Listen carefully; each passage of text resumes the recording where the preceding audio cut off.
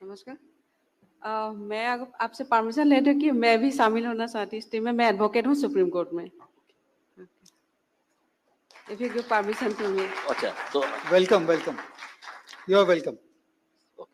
जो भी अपना योगदान देना चाहता है जनता की अदालत में, सभी के लिए वेलकम है। प्लीज कम आइट। और एक बात, सारा देश एक बार जरा अवेकन इंडिया मूवमेंट की वेबसाइट पे भी चले जाएंगे ना, तो आपको पता चलेगा कि पूरे दुनिया भर में पूरे मानव जाति के लिए क्या काम हुआ है।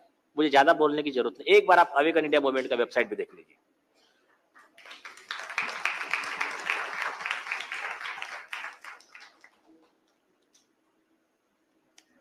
संगठन का सॉन्ग अभी आने वाला है, वो सुनेंगे, लेकिन आप बोलना चाहते हैं कुछ?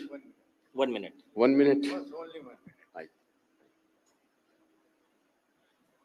मेरा नाम MP सिंह, एडवोकेट। मैं सुप्रीम कोर्ट में वकालत करता हूं। और ये जो मुहिम सिटीजन कोर्ट ऑफ इंडिया, जनता की महाअदालत, शायद मैं ये सोच रहा था, जो रियल बात, ट्रुथ, दिल की बात, जनता की महाअदालत कोई सेमिनार कुछ इस टाइप का होगा। जब मैसेज आया, हमारे मित्रों ने बताया, तो मैंने कहा जाना चाहिए। जनता की महाअदालत ये क्या है? लेकिन यहां आकर के जो चीज मुझे एक नया, एक मार्गदर्शन, एनलाइटनमेंट मिला, वो मैं अपने हृदय से बयान नहीं कर सकता, क्योंकि supreme court is the apex court of the country.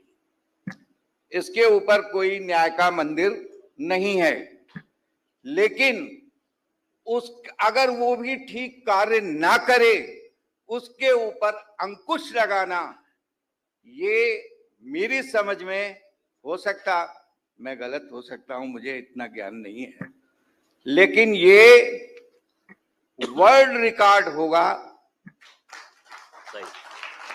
किसी भी कंट्री में आज तक ये यूनिक चीज है, यूनिक मुहिम उठाई गई। जिन लोगों के द्वारा उठाई गई है, मैं उनका अपने हृदय से बहुत बहुत धन्यवाद देता हूं। और जिन लोगों ने बहुत कार्य किया है, हमारे जूनियर्स तो सर के हैं, माय लॉर्ड के, लेकिन हमारे भी जूनियर्स हैं, चूंकि हमारे कुलीग हैं, तो इनकी मेहनत और लगन जो मैंने देखी, जो हेजिटेशन नहीं है, वो इनको आगे बढ़ाएगा। और ये गर्व से कहेंगे कि हम ओझा साहब के चैम्बर से हैं, अग्रवाल साहब से अटैच हैं। सर जी, हमारी टीम जो है ना प्रोसिक्यूशन की, वो पावरफुल प्रोसिक्यूशन टीम है, किसी से नहीं डरती। नहीं, ठीक है, होना भी चाहिए। क्योंकि मेरे सामने भी एमाइकस का एक मैटर आया सुप्रीम कोर्ट में, और भी कई मैटर्स आए। एक आया Haru Ghosh versus state of West Bengal 2009। उस व्यक्ति ने 2 मर्डर किए थे, मां और बेटे का। बेटे को गले से वो दबा करके, और उसके ब्लीडिंग भी आ गई थी। उसका 140 पेज का जजमेंट था ट्रायल कोर्ट का, और हाई कोर्ट का भी मेरी समझ में 60-70 पेज का था। जब मैं उसको पढ़ रहा था, फांसी का मेरे जीवन में सबसे पहला केस वही था। तो एमाइकस था, तो इसलिए मैंने सोचा मेरा धर्म है कि इसकी रक्षा करना। लेकिन जब मैं उसको पढ़ रहा था, तो मेरी आत्मा कांप गई थी कि एक 12 साल के छोटे से बच्चे को उसके गला पकड़ के, और उसके मुंह से ब्लीडिंग, और उसके प्राण को कितना कष्ट हुआ होगा शरीर को, उसकी कल्पना नहीं हो सकती।